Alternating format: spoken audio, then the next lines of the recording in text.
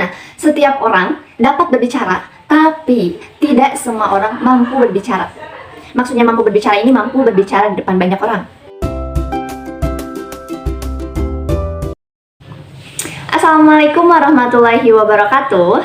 Halo semuanya, apa kabar? Oke, baik dong ya. Semoga baik, semoga selalu diberikan kesehatan. Oke, teman-teman, untuk video kali ini, untuk kesempatan kali ini, aku akan membahas sedikit tentang public speaking. Apa sih public speaking itu? Public speaking itu dapat diartikan ya, kalau public artinya umum dan speaking berbicara. Dapat kita simpulkan bahwa public speaking yaitu berbicara di depan banyak orang. Entah itu berbicara di mana, di sekolah, di masyarakat, atau ketika kita berpidato, apapun itu, ketika kita berbicara di depan orang, itu artinya kita sedang melakukan public speaking. Setiap orang dapat berbicara, tapi tidak semua orang mampu berbicara. Maksudnya mampu berbicara ini mampu berbicara di depan banyak orang.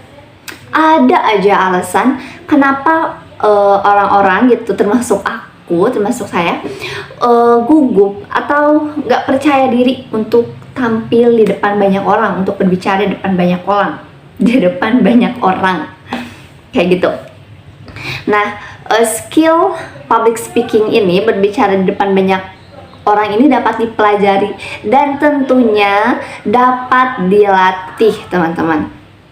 Nah, mungkin bagi beberapa orang yang tidak terbiasa untuk berbicara di depan banyak orang, aktivitas atau berbicara di depan banyak orang adalah hal yang menakutkan.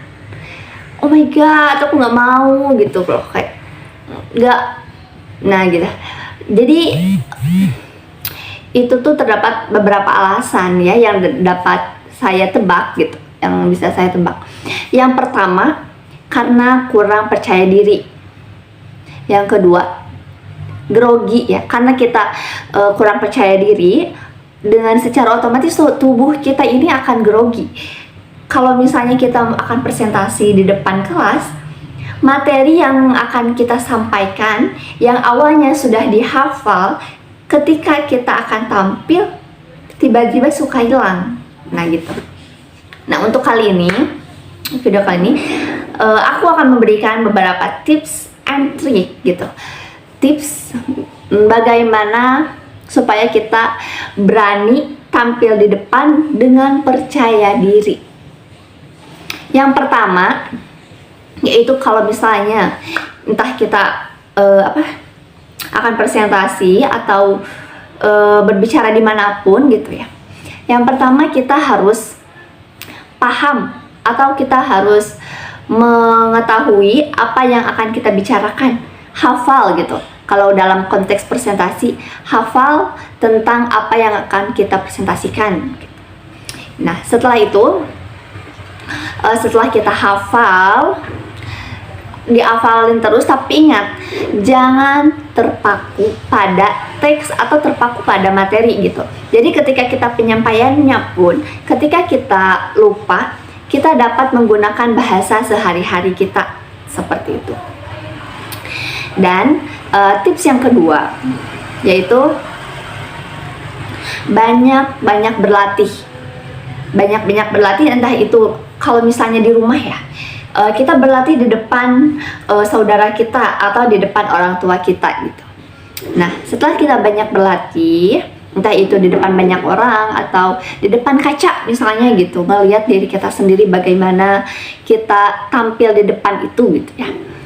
Kita juga bisa melakukan sebelum tampil ke depan, kita minum. Nah, setelah minum, tahan nafas, bernafas ya, kayak gitulah pokoknya. Nah, tenang, berusaha untuk tenang, karena ketika kita tidak tenang, teks atau apa yang sudah kita prepare, apa yang sudah kita rencanakan, itu suka tiba-tiba hilang, ngeblank kayak gitu.